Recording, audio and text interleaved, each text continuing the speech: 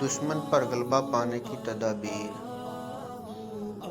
کھل کر جنگ کرنے والے دشمن سے زیادہ صلح کی پیشکش کرنے والے دشمن سے ڈر، کیونکہ بہت سارے دشمن دن کو مذاکرات کی دعوت دیتے ہیں اور رات کو حملہ کر دیتے ہیں۔ مرد زرہیں پہن کر سوتے ہیں، نہ کہ عورتوں کی طرح غفلت کے ساتھ خوابگاہوں میں۔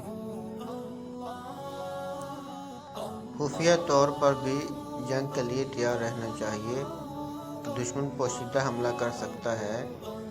تجربہ کار لوگ احتیاط سے رہتے ہیں اور لشکر کے لیے دھات کی تلوار بن کر پہرا دیتے ہیں۔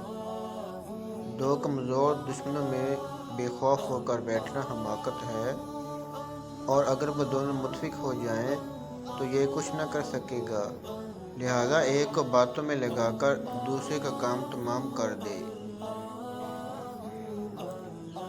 اگر تیرا دشمن لڑائی چاہے تو تدبیر کے ساتھ تلوار چلا کر اس کا خون کر دے اور جا کر اس کے دشمن سے دوستی کر لے، تاکہ اس کا لباس ہی اس کے لیے قید خانہ بن جائے۔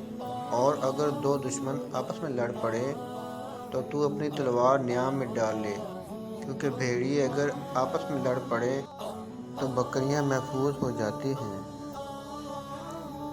سبق: دشمن پر قابو پانے کے لیے اگر دشمن کے دشمن سے دوستی کر لی جائے تو اس پر خود ہی عرصہ حیات تنگ ہو جائے گا۔ شیخ سعدی علیہ رحمہ فرماتے ہیں: چو دشمن بدشمن شد مشتغل، تو با دوست بنیشی با آرام دل۔